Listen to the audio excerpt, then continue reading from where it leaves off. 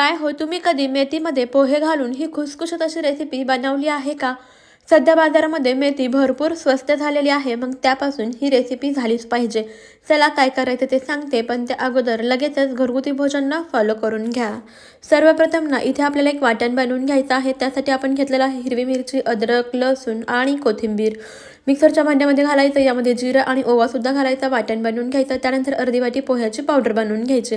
आता एक जुडी मेथी घ्यायची आहे, व्यवस्थित अशी निवडून घ्यायची. जास्त देठ घ्यायची नाही, कवळी कवळी अशी याची पानं घ्यायची. त्यानंतर ही निवडून घेतलेली मेथी स्वच्छ पाण्याने व्यवस्थित अशी धुवून घ्यायची आहे. पाण्यामधून व्यवस्थित धुवून त्याचबरोबर निथळून आपण ही मेथी काढून घेऊया. आता स्वच्छ धुवून निथळून घेतलेली मेथी लगेचच बारीक अशी कट करून घ्यायची आहे, अगदी बारीक बारीक चिरून घ्यायची आहे. इथे मेथी आपण अगदी व्यवस्थित अशी चिरून घेतलेली आहे. यानंतर एक वाटी आपल्याला बेसन पीठ घ्यायचं आहे. ज्या वाटीने बेसन पीठ मोजून घेतलं त्याच वाटीने मोजून एक वाटी पाणी थोडं थोडं करत यामध्ये घालायचे. बेसनचं मिश्रण बनवून घ्यायचं आहे. तर नंतर आपण अगदी पाववाटीसुद्धा यावरती पाणी घालूया आणि बघा या पद्धतीचं आपलं बेसनचं मिश्रण तयार झालेलं आहे. आता गॅसवरती कढई गरम करायला ठेवायची. कढई गरम झाली की तेल घालायचं, वाटण घालायचं, छान परतून घ्यायचं. त्यानंतर थोडीशी हळद घालायची, मिक्स करून घ्यायची. बारीक चिरलेली मेथी घालायची, चवीप्रमाणे मीठ घालायचं आणि छान अगदी व्यवस्थित असं मिक्स करून घ्यायचं. मेथी 1 मिनिटभर शिजवून घ्यायची आहे. मेथी शिजली की आता यामध्ये आपण सुरुवातीला बनवून घेतलेली पोह्याची पावडर घालायची, व्यवस्थित मिक्स करून घ्यायची. त्यानंतर लगेचच बेसनचं मिश्रणसुद्धा आपल्याला यामध्ये घालायचे आणि कंटिन्युअसली मिक्स करत राहायचे. मध्यम गॅसवरती याला व्यवस्थित असं मिक्स करून घ्यायचं आहे. घट्टसर होईपर्यंत मिक्स करून घेतलं.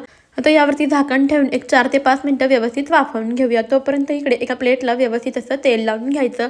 एक 5 मिनिटानंतर बघा हे अगदी व्यवस्थित असं वाफवलं गेलेलं आहे, शिजलेलं आहे. लगेचच तेल लावून घेतलेल्या प्लेटमध्ये काढून घ्यायचं आणि प्लेटमध्ये व्यवस्थित सेट करून घ्यायचं. हाताला थोडंसं तेल लावून सुद्धा याला छान एकसारखं असं लेअर देऊन पसरवून घेऊ शकता. आता याला थंड होण्याकरता ठेवून द्यायचं आहे. थंड झालेलं आहे. आता लगेचच याच्या आपण वड्या पाडून घेऊया. सुरीच्या मदतीने याला चौकोनी आकारामध्ये आपण कट करून घेऊया. पाहू शकता अगदी मस्त अशी आपली इथे पोह्याची वडी तयार झालेली आहे. अगदी सहजच यामधून निघते, अजिबात जरासुद्धा प्लेटला चिटकत नाही. सर्व वड्या आपण यामधून काढून घेऊया, डिमोल्ड करून घेऊया आणि लगेचच या वड्या तळायला घेऊया. तुम्ही या वड्या शॅलो फ्राय करू शकता किंवा डीप फ्राय करू शकता. शॅलो फ्राय करून सुद्धा खायला खूप भारी लागतात. तर इथे मी डीप फ्राय करून घेते. याला छान खुसखुशीतपणा, कुरकुरीतपणा येईपर्यंत वड्या आपण तळून घेऊया. एक बाजू व्यवस्थित तळली गेली की पलटवून घ्यायची. दोन्ही बाजूनी छान सोनेरी रंग येईपर्यंत वड्या तळून घेतल्या. बघू शकता मस्त खुसखुशीत आणि पौष्टिक अशा इथे आपल्या मेथीच्या वड्या तयार झालेल्या आहेत. बाहेरून अगदी मस्त कुरकुरीत झालेल्या आहेत. तुम्ही सुद्धा एकदा जरूर बनवून बघा. कशा वड्या वाटल्या ते कमेंटमध्ये नक्की कळवा.